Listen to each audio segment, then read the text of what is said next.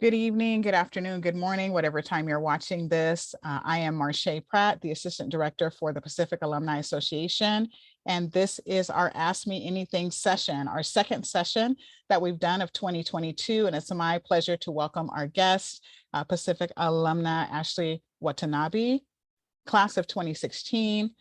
She received her bachelor's in science and engineering management in 2016, and then went on to UC Davis to get a master's in business administration in 2021. She's worked for a lot of wonderful tech companies and had a variety of work experiences in different areas, including consulting, partnerships, marketing, and operations. Her past companies include Accenture, Intel, Workday, Salesforce, and most recently Bill.com as their growth marketing manager. Everybody, please use your emojis or put in the chat a big welcome for Ashley. Hello, nobody wants to go off video? Come on. Oh my goodness, can we show a couple of faces to Ashley? I'm sure some of you are familiar to her. Abel, I remember you. Say hello. Yes, hi Ashley. I just look a lot better. Uh-oh. Hang on, all right. Just for the first maybe 10 seconds or so, people give a wave or put a chat, put something in the chat. I love your face. It's sacred. That's beautiful, beautiful. Hello, wait, I see so many familiar faces. Yes, we're always happy to have familiar faces in the room. We're going to start off with some questions that I've given Ashley in advance just to kick us off, and then we'll have an opportunity for you all to ask questions that you would like. You can put your questions in the chat, or you can use the raise hand feature and we will call on you. So let's start off with the easy questions and work up to the more juicy questions here with Ashley. So Ashley, could you tell us what city you are joining us from and what is one thing that that city is famous for? I'm joining you from Concord, California, and we're famous for nothing except a little more affordable housing. Wait a minute, what about Concord Pavilion? Does that still exist? Is there a concert venue, yeah, something? We haven't quite made it there, but yes. Okay. All right, it's on its way back little by little. All right, so you alluded to before we got on camera here that you went to high school in a small town that was significantly smaller than Pacific. So when you arrived at Pacific, could you talk to us about how you made friends and found community at Pacific? Yeah, so it's actually funny. Linden was very small, graduating class 120. Big fish, small pond, syndrome. Went to UC Santa Barbara, failed first, then went to U because it's closer to home. But I think the community aspect really came from classes and then Greek life, because with a lot of the commuters in all of the classes, all the extra clubs are really important. And how did you get introduced to Greek life? I was tricked. I was supposed to meet a friend for lunch off campus and it ended up being in one of the houses. Yes, Sean, I see laughing. I was laughing myself too. But I was not allowed to move back home until I stayed on campus for 12 months. Okay. Yes, so that was very kind of my family back in the day. A little bit of tough love, but it worked out, right? You enjoyed your time. It did, yes. Good, good, good. So how did your education and experiences together, your co-curricular experiences in the classroom, outside the classroom, help prepare you for the work world when you left? I'm really glad that my undergrad was in engineering because it forced you to think of your own solution. And previous to any engineering course, I was always looking for that was already there, if that makes sense. Mm-hmm. You take a bio class, you memorize everything, take the test, bio. But in engineering, you have to figure out how to come to the solution if it doesn't exist, which is more real life in the work. So that was a big adjustment and a big grade change for me during that adjustment period. But bringing that over to work, it made it a little bit easier to integrate. All right. Now, you've made a few pivots in your work career from different companies and so forth, but I want to dial it all the way back to the pivot from focusing on engineering management to actually getting into marketing and business. What prompted you to make that pivot? from engineering to marketing. Yes. So I think what's important to know is when you start college, you're asked to pick a major, but the only jobs you've ever seen are teachers, doctors, nurses, dentists, lawyers, some of you, hopefully not, but you don't have a lot of job exposure, so you're just guessing. And then when I heard engineering, I thought about income stability and job security. So that led me there, got into the workforce, figured out what engineering really was. And specifically, like my first internship at Intel, I'm in the back coding Python on solid state drives, and it was not the life that I was looking for because I had a little bit more social interaction, and I hadn't factored in the environment or the social interaction or the workplace dynamics into a job that I was looking at. So then I had desperately tried to get into management consulting because I heard that's what you do if you don't know what you want to do. Did consulting, was the best experience of my life. Like accelerated route upwards, getting promoted every year, traveling like crazy. I did the Monday through Thursday standard travel. And then I did some unstandard travel for one of my or two of my tech clients and would be on the road for 21 days, hit 5 countries, 5 states, 2 countries in one trip. And I think we hit 25 US states in 12 months, which is pretty crazy, but just the time being away from home ended up being a lot. So then I still kind of unsure what to do, but I thought I liked marketing, was going to go into marketing since I was on a marketing project. Left because they offered me a great opportunity in operations, working for the COO. So what do? I take it, double the pay, why not? You should go. Get there, realize operations was a horrible fit for me and it wasn't working. Like I wasn't right for the role. It wasn't where my passion was and it wasn't where I was going to be successful, especially being so junior, working with such senior people, making difficult decisions. So in 3 months, I quit out of the blue. Told them I would stay as long as they need. They offered me any job at the company to move me around, but I just needed a fresh start, stepped away, went back to go get my MBA, and then was going to do an MBA internship in marketing to pivot in. But somebody I had worked with before said, hey, we're backfilling for a job at Salesforce, specifically their startup arm, MuleSoft. I only work like 20 hours a week. Come on over, don't worry. Just events in person, you're all good. The day I start was the day we go into lockdown for COVID. And I end up working 50 hours a week minimum, doing every aspect of marketing at like half the pay I was used to. But it was the best decision I ever made because I learned so much and then was in the right field where I was excited and happy and looking for short-term projects. And then about a little over a year and a half or year into that project, I was looking for a step back up. So went over to a tech company to take on more strategic marketing programs. But it took me about 5 tries to get it right. And consulting gave me about 3 of those tries in different departments. And what I didn't know was you didn't know what you didn't want till you did it. And you don't have very much exposure in college until you get into the workforce. But what's really nice now is you can make those pivots without getting penalized. Whereas when my parents were working and starting their careers early, if you shift, it looks really bad and it's hard to get rehired. And that was my biggest fear, wanting financial stability. But then once I started hopping around, I realized it's nothing to be worried about. When I worked 3 months at Workday, not one person asked me why I left so early. They assumed I got bored and left, which is pretty crazy. And I had this top track about what I was going to say in a plan. And nobody had asked.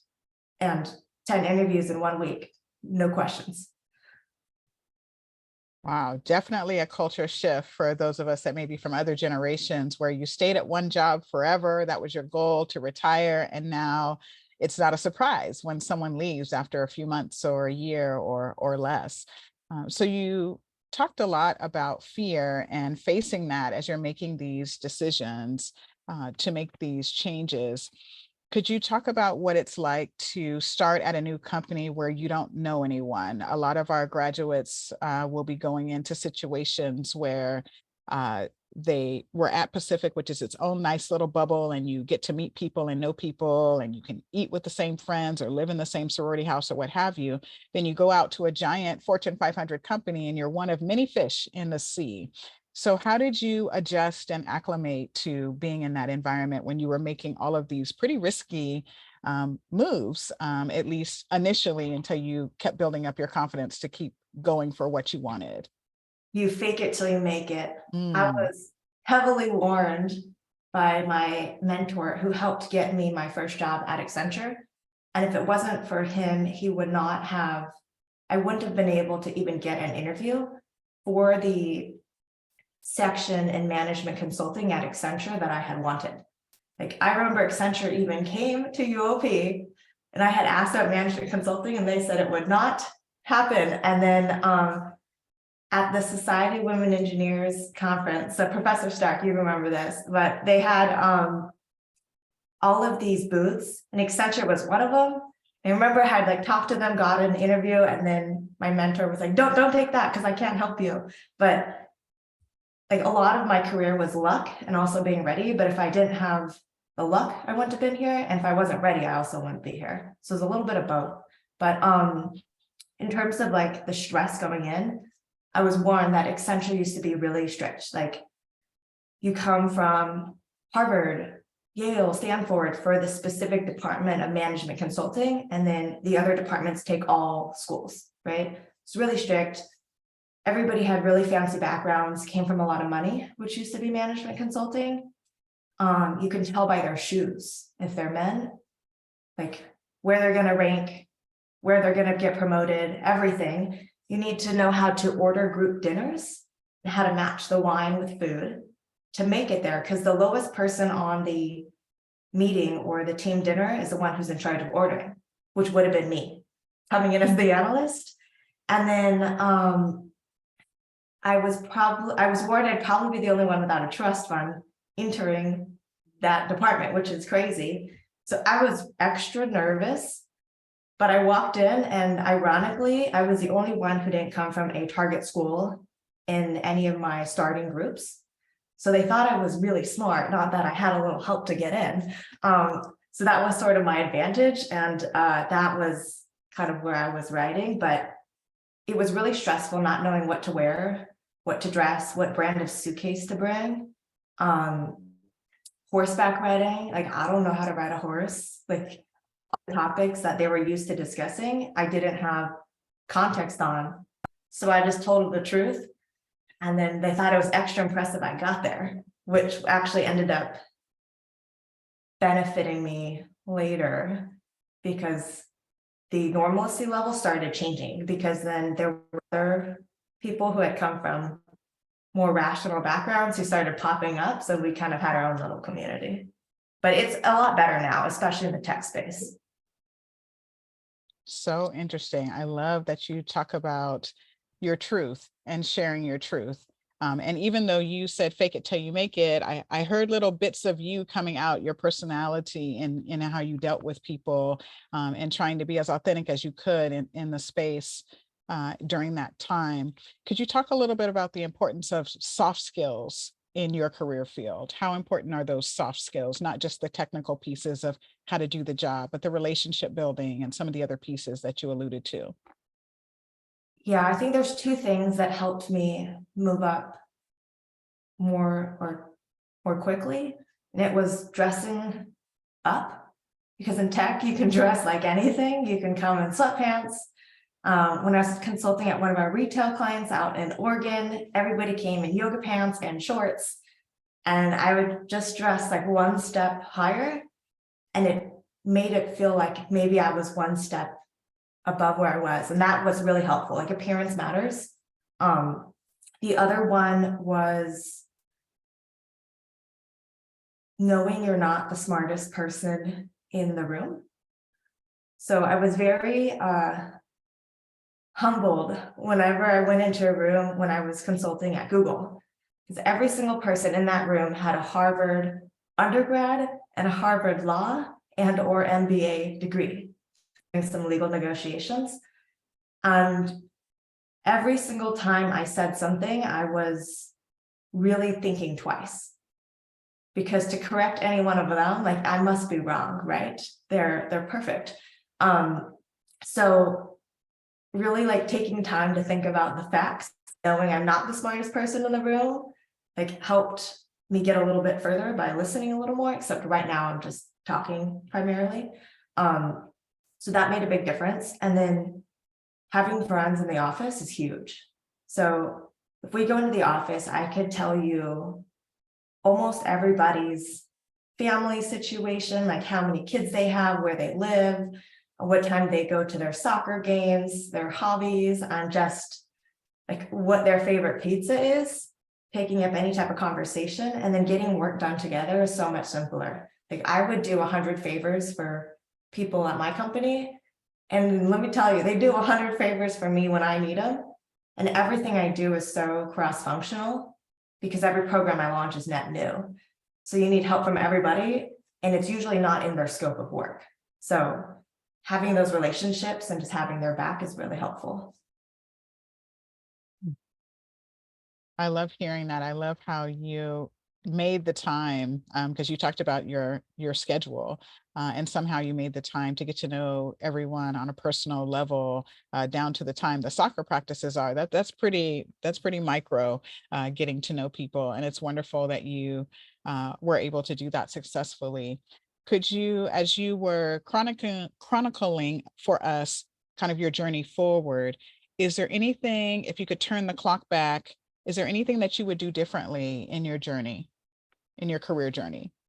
There's probably 10 things I wouldn't have said, but I think where I struggled quite a bit was finding a voice. So I don't really regret that.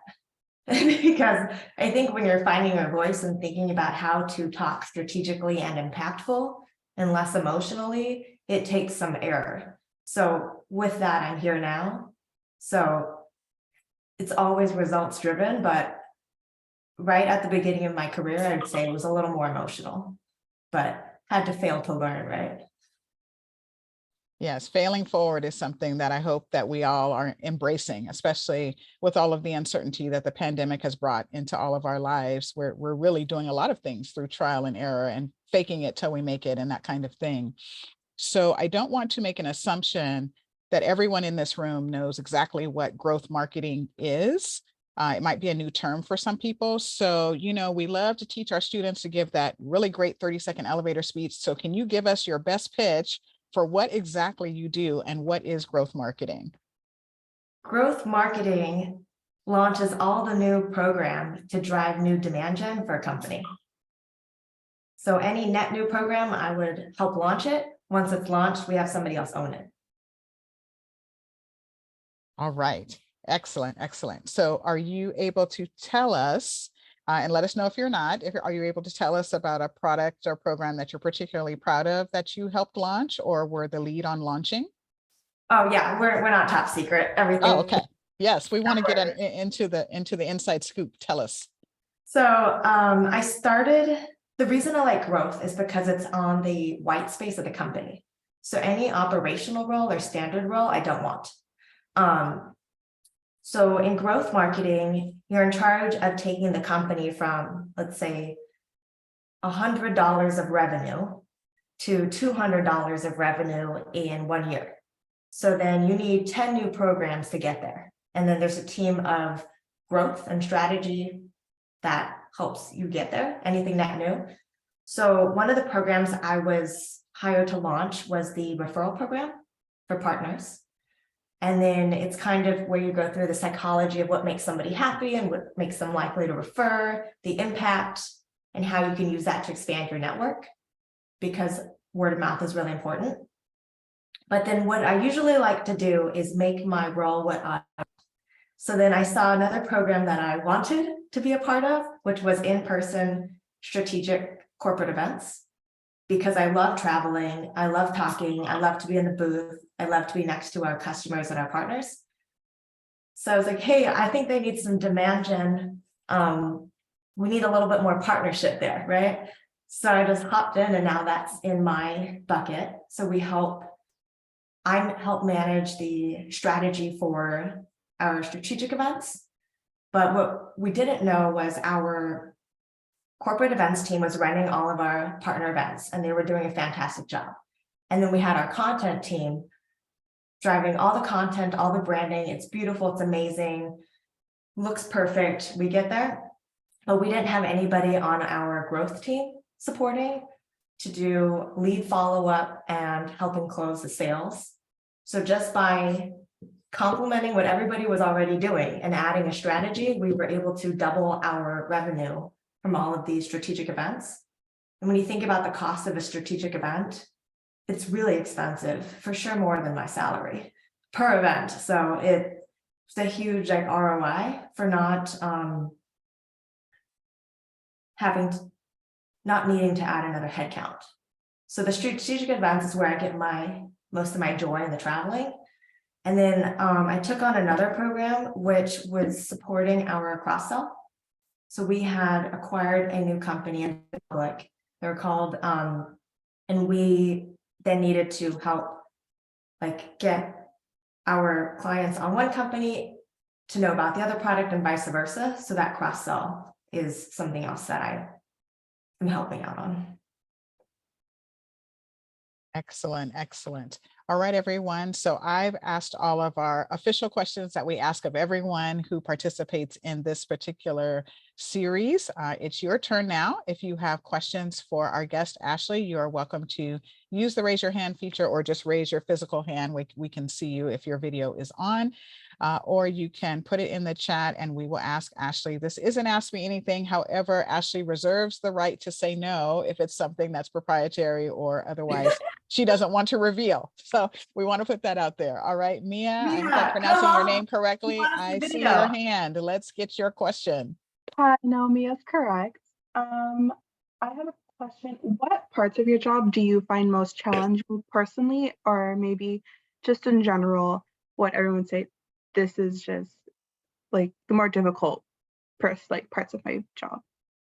So you should share your video. I want to see your beautiful face, but I'll answer anyway.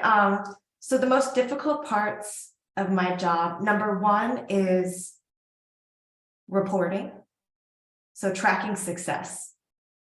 It is very difficult when you're working with 20 different technology systems. So half the time I have to negotiate with ops and or hop in and pull the data we need to show success and ROI. What I thought graduating was that it would just be clear and apparent, and then that I could just focus on doing the work, but I probably spend over 50% trying to prove the work I did was valuable. So that's number one. And then number two is work-life balance. In consulting, I can easily work 60 to 80 hours a week, Saturday, Sunday, like wake up at 6, take a call with India, take more calls internationally at night, all the way till 11. And it's hard to be impactful when you're exhausted. And sometimes working less is more.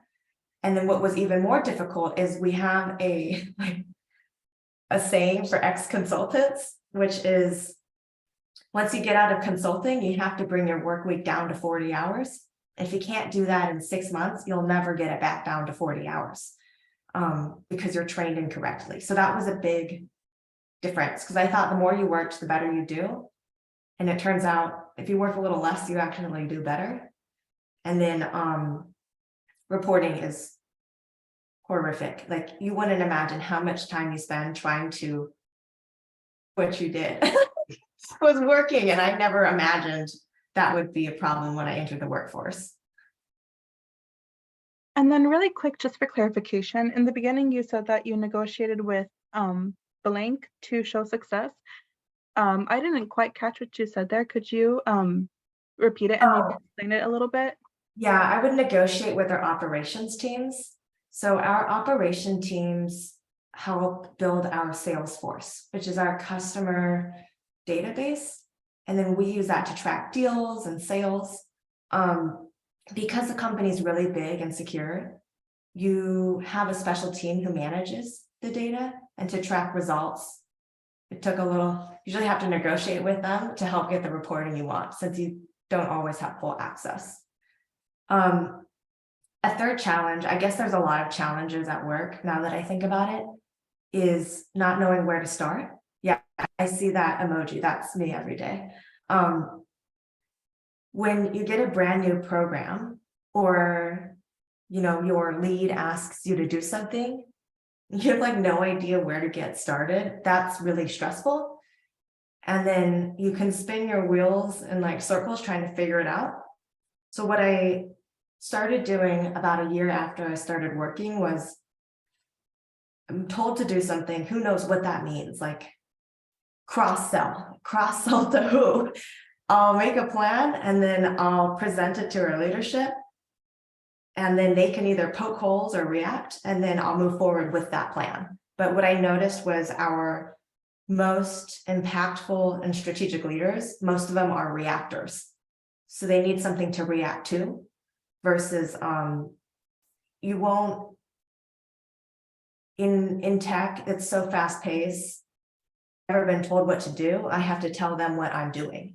And this is my plan. And if I asked what I was supposed to do, I don't know if I'd still be here. It's pretty tricky. And that was a big adjustment too, coming out of school. Thank you so much. And I hope you saw the message in the chat from Louise Stark and Ken that they had another engagement, but really, really appreciated seeing you tonight, Ashley. So we are recording this, so they'll be able to see this part that they missed if they have to depart. Oh, I see. Was there anything that you wanted to say before they have to go? Did you want to just say a quick hello? Hello. I think I randomly saw you at Starbucks and I was yelling hello, but then you walked away, so I assumed it wasn't you. But I was like, Professor Stark, and I thought it was you, but maybe it wasn't. I was in Stockton, but yeah. People randomly yell stuff at us all the time, so.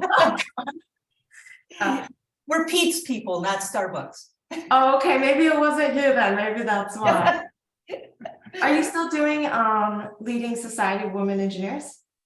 Yeah, I'm still a member on that, and so it's the professional section. And I'm going to be going to the Expanding Your Horizons conference this Saturday at Pacific. And so if you have nothing to do, you can come volunteer. Escort the kids around. I will be in Nashville at a bachelorette, and then what's funny enough, Maria Nguyen was on the Nashville. And the bachelorette's actually in Nashville, but she was at the Nashville Suite Conference when we went, and then I was in her wedding last weekend. Wow. Oh, that's great.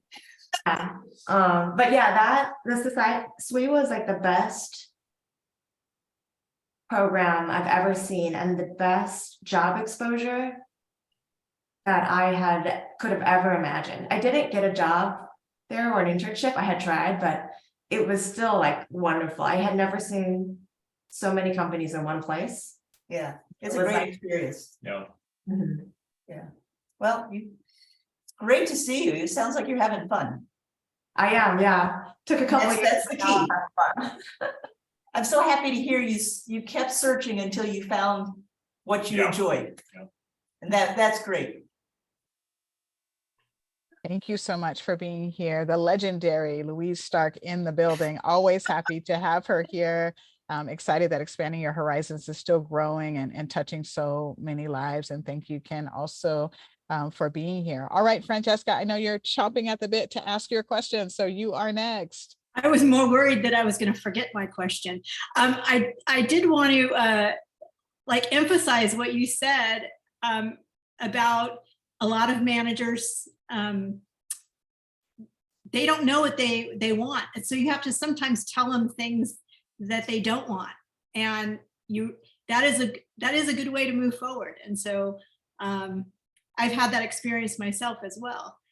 So my question was, does your company sell technology? Yeah, so Bill is a software company and they automate bill pay for small and mid-sized businesses. So I'm wondering, because of your engineering and scientific background, do the people that are your marketing, pitching your marketing to, do they take you more seriously because of that technical background? Not really. What I did notice is all of our execs have engineering backgrounds, Oh, okay. but I think it might be the way we like to think is like a good skill to have foundationally, but I think the reason I got the jobs, not so much, once I was in the company, it didn't impact me too much, but to get the job, they'd see my resume and they're confused. So then they want to hop on a call and tell this person who looks a little different from their standard like applicants who are like, they do email marketing, they do digital marketing, and then I was in engineering and then consulting and then did a little bit of ops and then did some marketing here and there. So they were a little confused as to why I was applying. And I think that got them on a call. And what helped was the big company names, like, was really helpful. But a year into being in the workforce, I could send out 30 applications, get 0 responses. 5 years in with the MBA, I sent out 30 resumes on LinkedIn on my phone, and in the 20 years, I had 10 interviews scheduled with the tech companies I wanted at the level I wanted, and then 2 weeks to go through 5 rounds and get a few offers. But 2 years in, same thing, would send out 30, 0 responses. It takes a while, and what I realized is it took me a little bit of time to get the skills people wanted to be a little more dangerous, but that's why for me job security was really scary, and that's why it was a little nerve-wracking to move at first. But yeah, I think the engineering background though does help in terms of data, because if something's not working or I'm waiting too long for something, I'll just tell them to open up the back end, or I'll like take a look in and go fix it and then tell them what to fix. So like if you're waiting for data in SQL, or you want data from a database, I'll just go in and pull it myself. Or to launch one of my programs, I needed to implement a new software on the back end. So then I just ran through and told everybody what to do, but I didn't know what I was doing. I just assumed like this is how they connect and this is where they go. And we kind of ran with it, but to do a software integration is really daunting if you don't understand the back end. And then the team who's technical, they are so good, so smart, so savvy. Sometimes they can overwhelm somebody who's like, oh, wait, no, that's actually just this one piece of the puzzle. It's not as difficult. So it helped a little bit, but I think more the mindset change was helpful. And then something that companies value is the diversity in knowledge. And then having a team staffed of people who have traditional marketing and somebody who's a little different it's good to have a diversity of knowledge in the room. At least that's what I say, but sometimes I just market my way into the job, and that's why I say I should have the job. But one way to think about it. Thank you. Excellent. All right. Do we have any more questions from our audience before I pivot to a few more kind of fun questions for Ashley? Not that your questions aren't fun, but I have a few outside of work questions to ask. Mia, go for it. No, my question's not fun, so it's good we're gonna get out of the way. What skills do you use most regularly, and which ones do you find are like the most important and most valuable? Soft skills, being friendly. It sounds pretty dumb, right? Like, how is that going to get you promoted? But let me tell you, it goes a long way to have relationships at the company and people who you would help. Like if somebody at work, this happens, calls me on a Friday at 6, so look, I really need help. Like, what are they asked for 3 things for an event that was upcoming. You better bet, like, as long as I see it on my phone, I'll respond and answer and help. They're like, thank God. Like, I was in deep trouble if I could not get this information right now. But just like having each other's backs, because what I realized was I was spending more time with my work family than I was with my real family. And when you have it both ways, you kind of want to be able to do that. So that made a big difference. Sorry, can you repeat the second question? What skills do you find most valuable? Okay, yeah, the soft skills, and then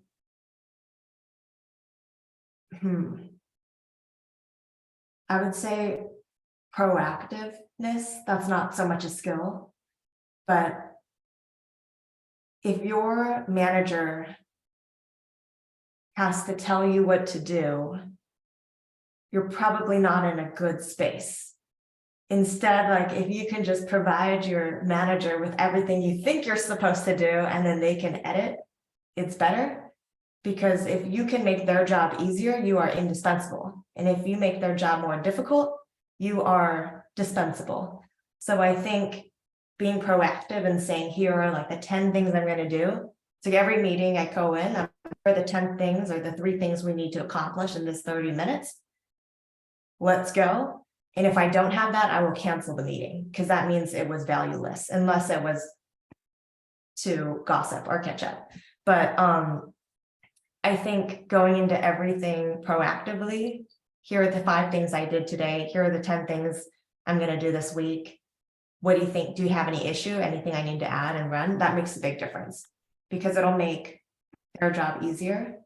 And then once I don't manage a team right now, but I have at my other companies, and I try to be the best direct report that I could be, if that makes sense. So when I was managing, I was like, wow, what are the things that made it easier for me? And then just do that because I'm definitely not at the top of the leadership pole. So I've got a ways to go. Thank you so much for your answers today. Yeah, Mia, what are you majoring in, and what are you thinking of entering? Right now I am a senior. I do have 2 more semesters to go, so I'm a senior plus 1 semester, and I'm doing marketing. So I kind of just want to know just your opinion on this field.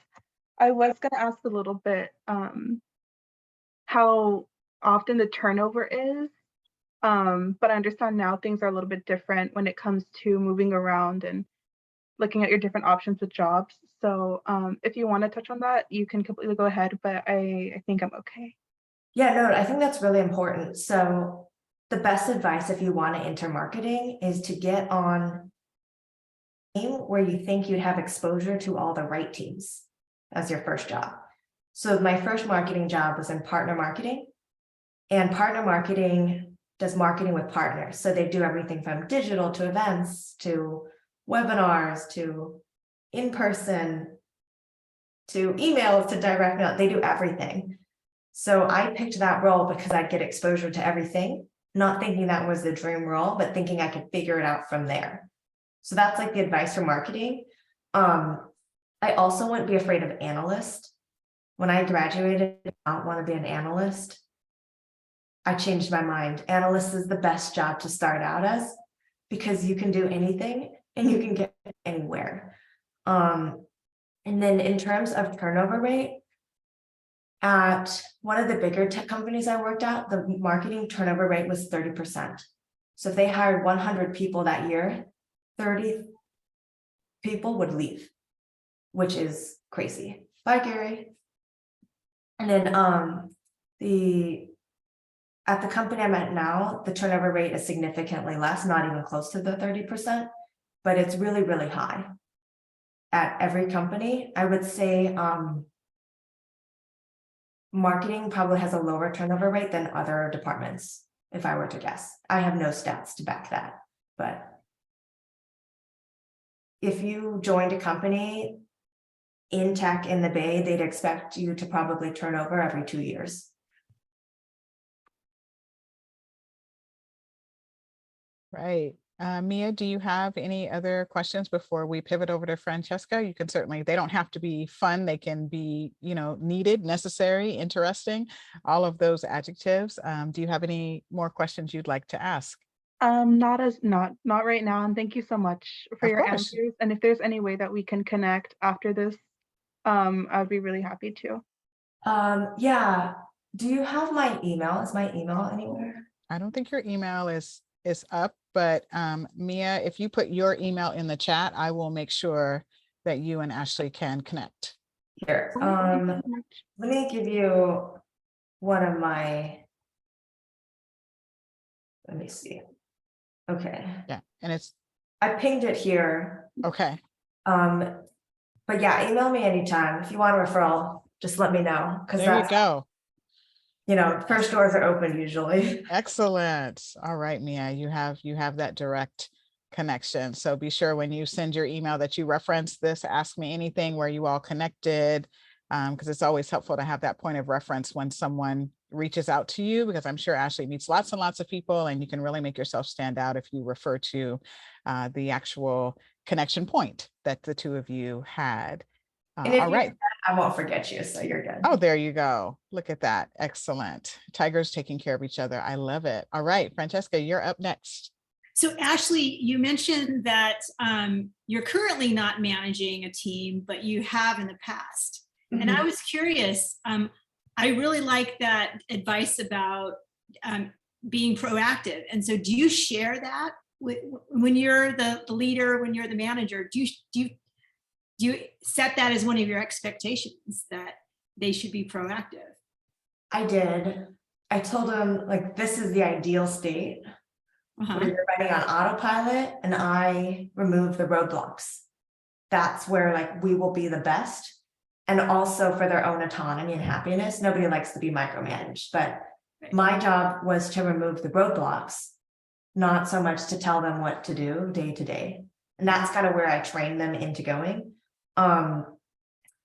Everybody had a different learning style, but I got really lucky. Consultants are so high performing, it was fine. But then I went to a different company, and my direct report there preferred specific instructions on how to do everything. So we ended up having to pivot their role to be more operational and less strategic. But they enjoyed that, and it was a better fit for them. But the roles where I'm in now are more strategic. So we would need who was more autonomous. Thanks. But yeah, you wish you try, and then everybody's got different learning styles. So if it floats my boat, it might not float everybody. So I also have to adjust. Yeah. So are you at UOP teaching? I thought you were at Lawrence Livermore. I am at Lawrence Livermore. That happens to be a background that Marche gave me last week. Oh, Bye, Abel. Thank you for being here. Hopefully you all can connect offline. I know you have to go. We love your dog too. Always love to have pets in the Zoom room. Yeah. I'm on the Pacific Alumni Board with Marche. oh, okay. Bye, Dr. Fernandez. Okay, that's what I was wondering. It's like I think the last time I saw you was, I don't know, was it at Natalie's graduation party or? Oh, probably. So we went to the same high school. I also went to the small high school outside of Stockton, Linden, and we just grew up together. I heard Ashley's dad and I went to high school together. Actually, Yeah. grammar school also. Did you know your grandmother taught me how to sew in 4-H? I heard she did, and then I heard somebody else say it wasn't you, they sewed over her fingers. Yeah. But yeah, I know, I saw your face for a second and then it disappeared, and I was like, I'm pretty sure that was Francesca, but you disappeared, and let me just double check, but yeah. All right, so we're coming towards the end of our time. So we're just going to ask a few rapid fire, just really quick and kind of fun questions for Ashley. Just don't overthink it. Just come with whatever comes to mind. So could you share with us what music you're listening to right now? What's in rotation? The top hits. I'm boring. Oh, it's okay. No one's judging you. All right. And what are you grateful for? Life. Okay.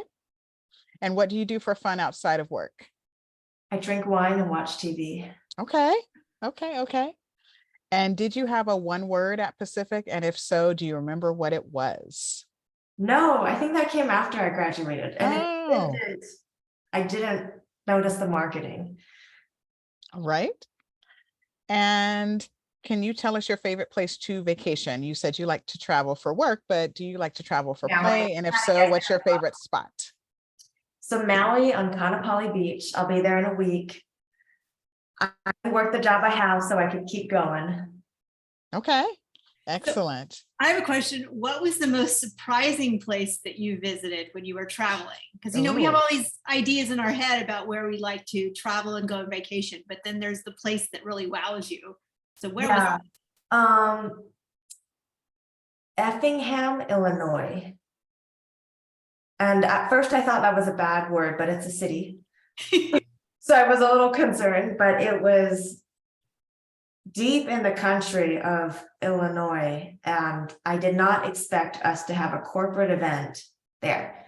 I knew we would have one in Manhattan, in Vancouver, in Toronto, or in Seattle, like all these big cities, but I did not think we would be there. But we were, and it reminded me of home, actually. But yeah, that That's was nice. the one place that was not expected. Nice to always have a slice of home somewhere on the road. Could Yeah. you share with us your favorite business tool or app that you use on a daily basis? Oh, no, I'm actually write stuff down by hand. Oh, it's all right. Yeah. Some of us are in the notepad generation too. It's We okay. have all these technology tools, but my favorite is just pen and paper. We've got like Asana, Jira, all these other ticketing systems, but I'm old school on that one. All right. And at the end of a long day, and a student, maybe Mia or someone else comes to you and says, what makes this job worth it? Beyond the salary and those things, what really makes it worth it for you to come into work every day? The people at my company, because like our company is full of great humans. So that's actually how I pick every company now, the team I'd be working with, because if you work with really kind and good people, even if the work is horrible, it's still not that bad. Yeah, so definitely the people. And is there any way that the pandemic has changed you for the better? Yeah, I work 4 days remote, 1 day on site, so I can live anywhere. I'll suffer an hour and a half commute. And before I was commuting, my worst commute was to Google, and it'd take me 2 to 2.5 hours there, 2.5 to 3 hours home. Wow. And they're really long hours. Ooh. But when you're consulting, and that was one of it's a public client, so you can say the name, you're only somewhere for 3 months, maybe. So it's not enough to move. But if you're somewhere for a year, you would move. So the commutes before COVID were really bad. And now my office is in San Jose, but our leaders one of them is moving to Carmel. The other one lives in Santa Cruz. I live in Concord. Some people live in San Francisco, San Jose. Like you can live anywhere now, which is actually really good with real estate nowadays. Yes, yes, indeed. All right, friends, we're almost at the end of our time. Do we have any last burning questions for Ashley before we give her the floor for her closing statement or inspiration or whatever she wants to share with us before we wrap up? Any last questions from anyone? Mia, if you had some questions, I can send you another Zoom chat and we can, I have another 15 minutes if you wanted to talk now. That would actually be great. Cool. Yeah. Excellent. So we'll let you all have that exchange. Ashley, any final words for us that you'd like to share just to the Pacific community for people who couldn't be here tonight, who will be watching this in the future? Anything that you'd like to share that you haven't had a chance to say already or that you want to re-emphasize? First, thanks for having me. I love this. If we had these when I was in school, I didn't know about them. And then the only thing I would say is you don't have to be unhappy anymore at work. You can, whether you have like a professional education or not, you can always leave and like find a different role that makes you happier.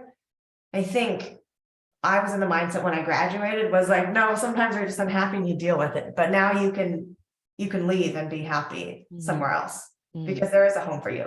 Just might take you 5 tries to get there. There you go. There is a home for you. There's a home for everyone. Well, thank you all so much. This concludes our time together. Mia and Ashley are going to continue to connect, which is what these sessions are actually for, to continue to grow and build connections between one another. We are so grateful to Ashley for her time. Look for our 3rd session of Ask Me Anything in January. So kick off your new year with us in 2023. We'll be revealing who our guests will be the first week of December. So be checking your email or our LinkedIn group or Tiger to Tiger to see who that famous tiger will be in January, joining us for an Ask Me Anything session. Thank you all so much and have a great night. Take care.